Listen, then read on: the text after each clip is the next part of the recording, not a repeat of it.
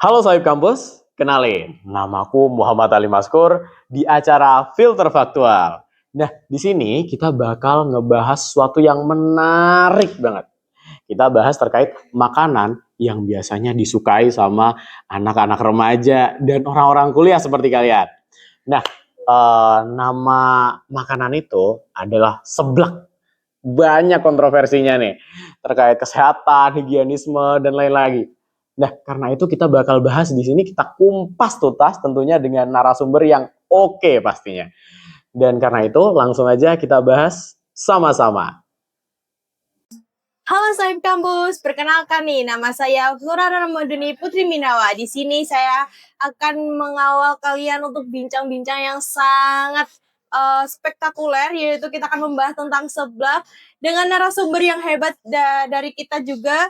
Ada dari Kak Victa Rahma Meida, ahli gizi yang sudah terkenal dan sudah ahli pada bidangnya nih. Mungkin pernah dulu, halo Kak. Nah, kakaknya ini dari mana? Saya lulusan dari Poltekkes Malang. Jadi dari 3 tahun itu saya menekuni dunia gizi dan sedikit belajar dan mengubah pola hidup saya. Jadi dia tuh nggak hanya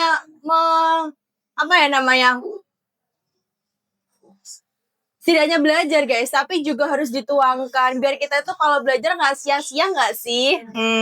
Jadi gini Kak, kalau kita ngomongin seblak nih, ternyata bener ya kalau rumor-rumor di medsos itu kita itu nggak boleh terlalu banyak makan seblak bagi perempuan karena dapat menimbulkan anemia. Benar, karena kita sebagai wanita, karena setiap bulannya sudah mengalami menstruasi. Di saat menstruasi, tubuh itu mengeluarkan banyak sekali darah, karena perempuan itu dari dunia kesehatan, perempuan itu setiap bulannya mengalami menstruasi, dan nanti waktu melahirkan juga membutuhkan banyak darah. Jadi kenapa?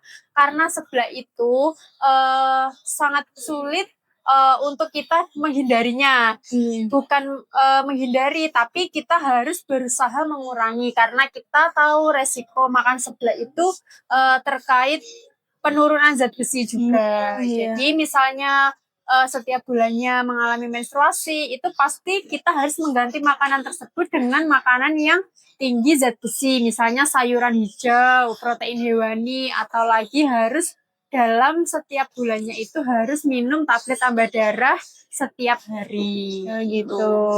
Bahaya pertama, tingkat pedas yang ekstrim. Buat kamu yang punya mah atau lambung sensitif, pedas berlebihan bisa micu nyeri, mules, dan bahkan iritasi. Jadi, jangan maksa level pedas yang gak sesuai sama kemampuan lambung kamu ya.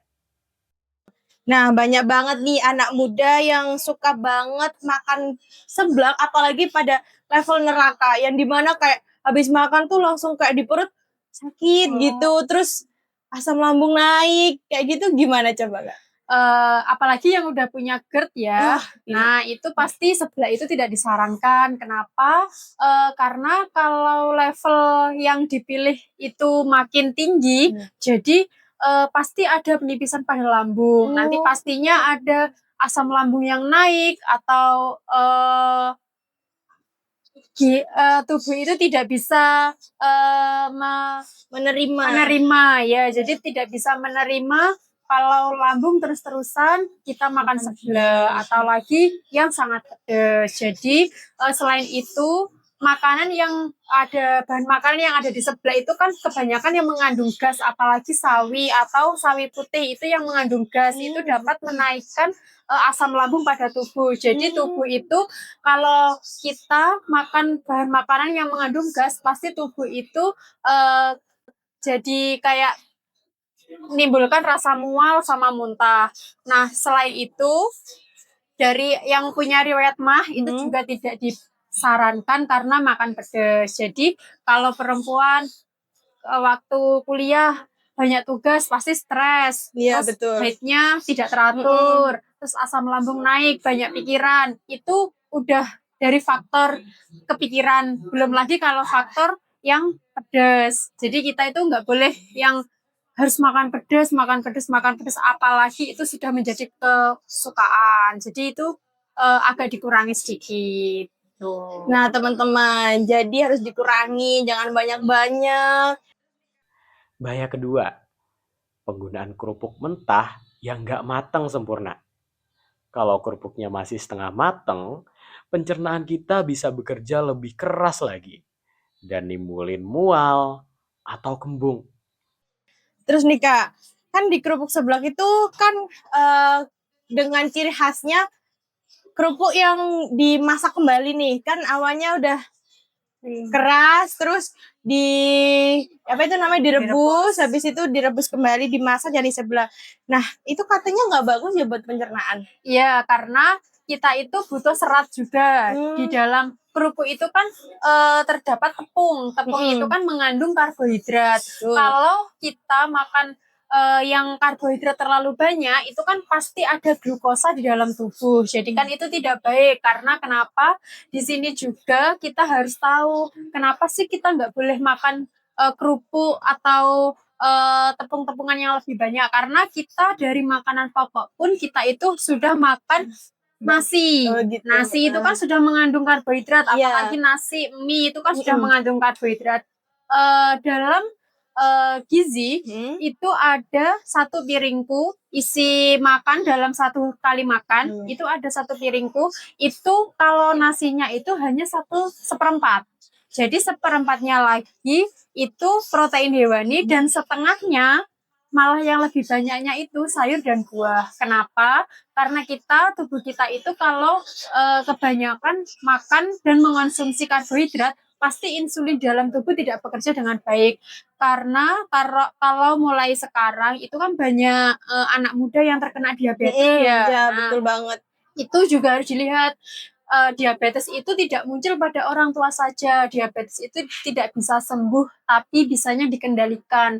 Jadi kita itu selain mengendalikan, kita harus mengonsumsi obat setiap hari, karena diabetes itu tidak bisa dicegah karena mengurangi pola makan saja. Jadi karena diabetes itu harus dari pola makan juga. Jadi ada diet dari diet dari diabetes itu ada 3. Jadi tepat jenis, tepat jadwal, sama tepat jumlah.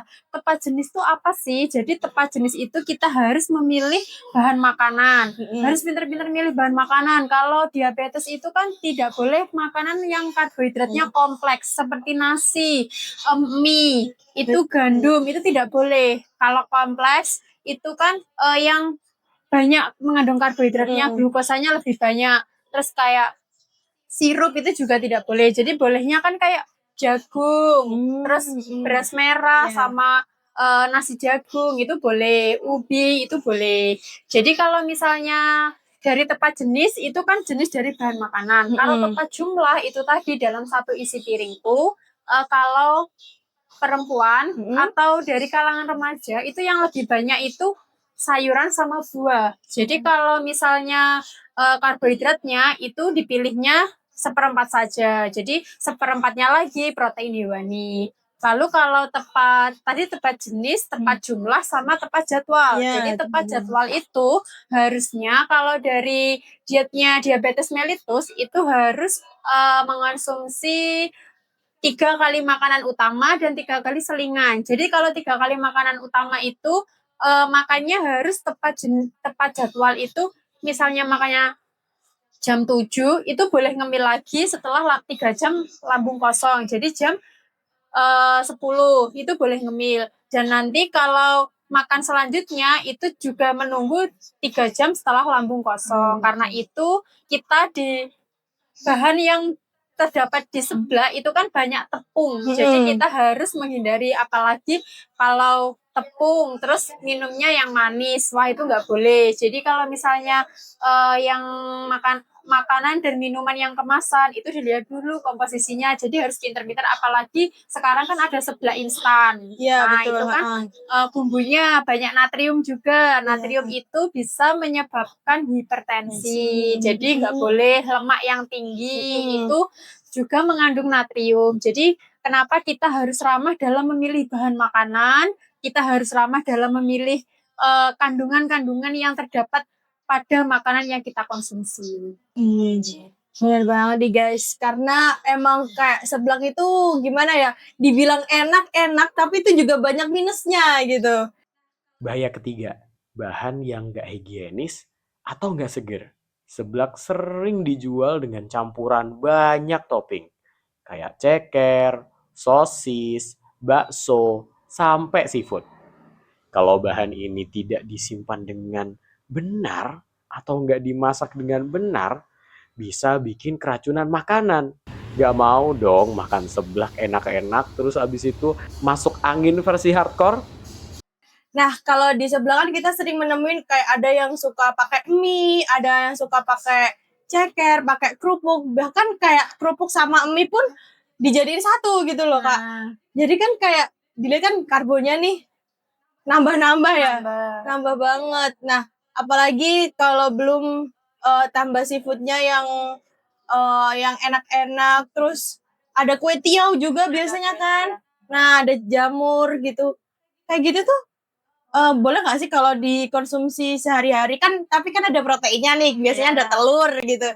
Ada sayurnya juga. Tapi boleh nggak dikonsumsi setiap hari? Kalau dikonsumsi setiap hari itu kan sebenarnya itu kan sudah termasuk berlebihan ya. Iya. Jadi sih, kalau bener. misalnya dikonsumsi setiap hari itu kayaknya tidak disarankan karena sesekali boleh, mungkin 2 minggu 1 kali atau jadi 1 bulan itu 2 kali itu boleh. Jadi semisalnya dilihat dari protein hewaninya itu kan dalam kandungan toppingnya kayak ceker atau mungkin dumpling atau seafood sama kue tiaw itu kan dari tepung juga kalau protein hewani dari dumplingnya, tapi kalau kayak kue tiaw, kerupuk, mie itu kan masuknya karbohidrat. Nah, kalau karbohidrat berlebihan juga tidak baik. Tapi kalau mungkin seafood kita itu juga harus memilih apakah seafood yang kita konsumsi itu mengandung seafood yang segar.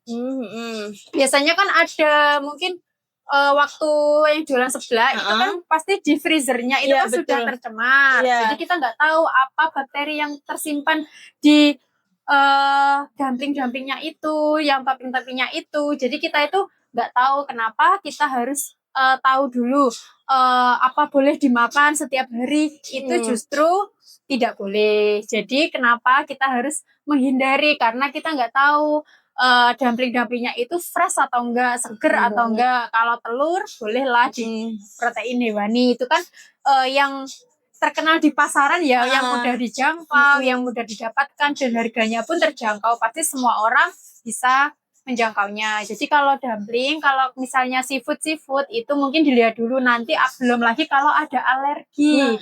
Nah, alergi itu kan mungkin yang dari alergi tersebut kita nggak tahu apa bakteri yang tersimpan di situ. Jadi kalau setiap hari mengonsumsi makanan yang nggak sehat, kita nggak tahu tubuh kita itu memproduksi makanan tersebut itu seperti apa. Kita nggak tahu juga mungkin kalau nanti ada alergi atau bakteri yang tersimpan di dumpling-dumplingnya itu kita nggak tahu nanti mungkin ujung-ujungnya diare. Nah, diare itu bisa menurunkan berat badan juga. Jadi kalau diare terus-terusan sampai dehidrasi itu berat badannya rentan turun. Jadi kalau nanti zat besi di dalam tubuhnya juga hilang. Jadi kita kan sebenarnya yang kita butuhkan itu kan zat besi. Jadi karena seblak itu tidak bisa mengandung bukan tidak bisa mengandung tapi hanya sedikit mengandung zat besi, mungkin dari sayurannya sawi aja kan. Biasanya kalau anak-anak zaman sekarang, remaja-remaja zaman sekarang itu kan kayak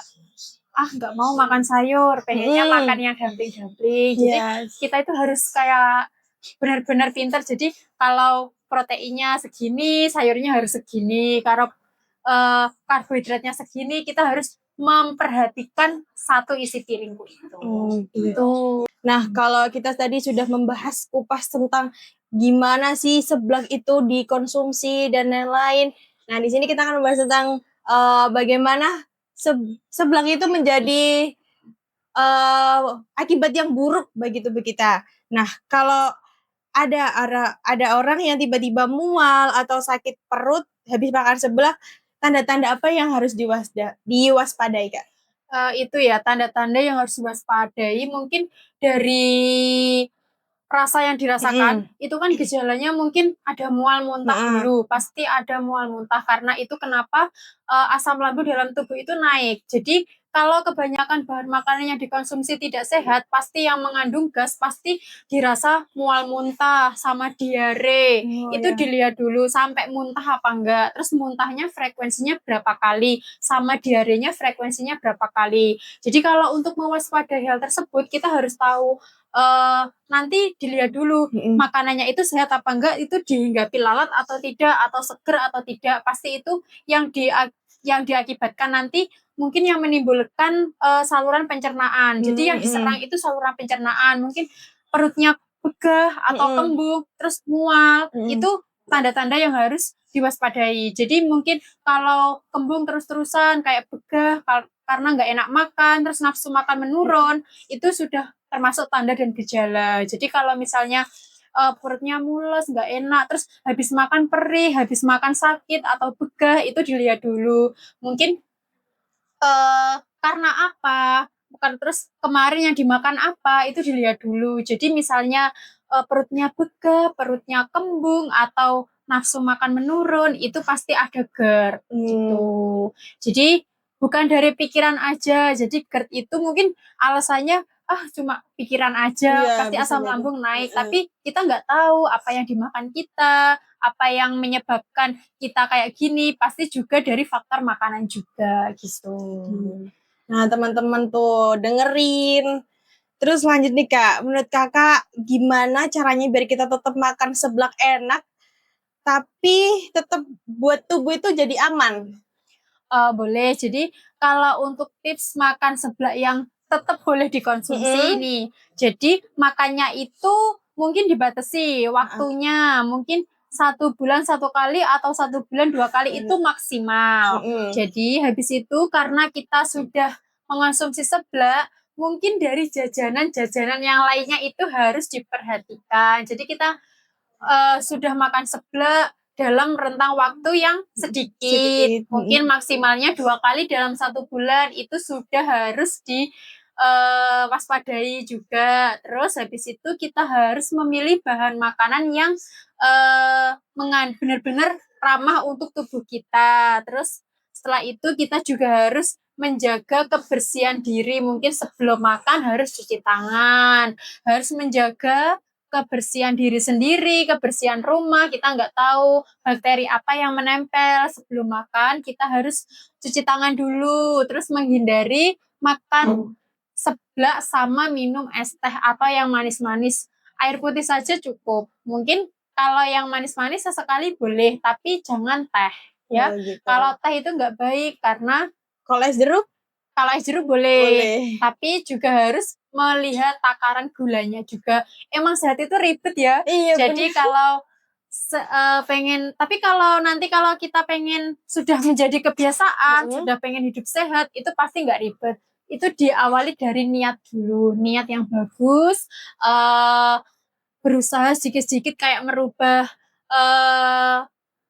pola makan kita, terus pola hidup sehat kita. Jangan lupa, jangan dari makanan saja, olahraga juga harus penting. Apalagi kalau kuliah pasti tugasnya menumpuk, kuliahnya jadwalnya padat, pasti lupa makan, sesekali makannya seblak, itu nggak boleh. Jadi nggak boleh makan seblak dalam kondisi perut kosong gitu. Dengerin teman-teman, karena meskipun kita stres, banyak tugas, apalagi ini mendekati UAS ya kan. Nah, meskipun kayak gitu kita nggak boleh banyak-banyak makan seblak. Jadi bener ya, kalau mau makan seblak itu harus makan dulu biar nggak terlalu kosong perutnya. Tapi kita juga nggak boleh terlalu banyak ngambilnya, biar kayak nggak sia-sia gitu. Kita habis makan terus makan seblak, kayak merasa berdosa nggak sih pada tubuh? Terus lanjut nih, Kak. Yang terakhir nih, apa sih pesan atau edukasi yang perlu banget disampaikan bagi orang-orang, terutama remaja, bisa lebih bijak makan pedas? Apalagi kayak sekarang tuh kayak ada mie jebel, terus ada cimol bojot, terus ada basreng, apalagi seblak itu kayak makanan favoritnya Gen Z banget gitu loh. Kayak kayak gitu kan kayak gitu kan apa ya? Bikin selera kita tuh naik gitu. Terus suka sama pedes tuh ya candu gitu gak sih? Iya betul. Jadi untuk pesannya itu ya harus makan yang mengandung zat gizi dan memenuhi zat gizi dalam tubuh. Boleh sih kalau jajan sesekali nggak apa-apa, kalau pengen nggak apa-apa. Jadi kalau misalnya pedas juga harus mengukur kemampuan dan bukan kemampuan ya, tapi kayak mengukur tubuhku bisa nggak sih menerima sepedes ini. Kalau sudah habis makan terus berkontraksi dalam tubuh atau mules-mules itu pasti sudah nggak bagus. Pasti sudah tubuh tidak bisa menerima. Jadi untuk pesen nih untuk anak-anak kita sebagai Gen Z, kita itu harus mulai sekarang, mulai dari kita. Kalau nggak kita kan siapa lagi yang bisa merubah pola hidup sehat. Mungkin kita pun juga sulit untuk menerapkannya. Mungkin dari mulai sekarang itu makan harus 3 kali dulu, makan 3 kali sehari, minum air putih yang cukup, biar tubuh kita itu bisa menerima mineral yang cukup juga. Kalau makan 3 kali sehari, kalau nggak memenuhi gizi itu juga percuma. Mungkin makanya nasinya buahnya nggak pakai sayur, itu kan sudah nggak boleh makan asal kenyang saja. Jadi dilihat dulu makanannya itu seperti apa, makanannya yang mengandung apa. Jadi kita harus mengonsumsi makan makanan yang sehat. Kopi-kopian juga harus dihindari, sama teh juga harus dihindari. Jadi untuk pesannya, untuk generasi yang suka-suka pedes, sangat suka-suka pedes. Kalau pedes dan micin, stres dikit pedes, galau dikit pedes. Nah itu pesennya jangan mengonsumsi seblak yang berlebihan. Jangan mengonsumsi seblak yang berlebihan. Habis itu jangan mengonsumsi teh, kopi, karena kita harus sebagai wanita nggak boleh, karena untuk takutnya HB-nya turun. Kalau untuk pria juga harus, yang menjaga itu juga nggak wanita aja, pria juga harus, laki-laki juga harus. Nggak boleh kopi setiap hari, apalagi nongkrong jadi ngopi atau makan makanan yang nggak sehat karena mengandung natrium yang banyak, yang nggak sehat. Pokoknya harus dilihat dulu dari porsi makannya, harus pinter-pinter milih bahan makanan, kandungan apa saja dan komposisi apa saja. Jadi pesennya olahraga yang cukup, istirahat yang cukup, jangan jangan memforsir tubuh kita untuk terus beraktivitas tapi makannya tidak dijaga. Kalau lebih baik menjaga daripada mengobati. Kalau nanti sudah masuk rumah sakit karena makan seblak pasti bahaya. Jadi mulai sekarang biar aktivitas tetap optimal, pilihlah bahan makanan yang sehat, hidup sehat, menjaga kebersihan tubuh, dan jangan lupa olahraga. Minum air putih yang cukup, habis itu cuci tangan yang bersih sebelum makan. Jadi itu Sohib Kampus. Nah, kita tadi kan udah belajar banyak nih dari Kak Vika tentang gimana sih bahayanya seblak bagi tubuh ini. Nah, teman-teman dilihat ya, kayak kita tuh sering banget stres, kayak apa-apa dikit save reward, terus makannya seblak, mie gacoan. Kayak ya sama aja gitu gak sih Kak? Kayak kita tuh tetap mengundang penyakit pada tubuh kita. Terus kalau udah sakit, ngerasa kayak ini pasti gara-gara pikiran gitu. Ya nggak salah sih, tapi makanya juga itu juga harus diperhatikan teman-teman. Nggak hanya itu juga, kita tuh juga harus menjaga pola Hidup hidup sehat, perilaku yang sehat, sama menjaga kebersihan juga. Iya, jangan kayak siangnya nyeblak terus malamnya nongkrong sampai nggak tidur. Nah itu juga bisa menjadi salah satu penyebab nih.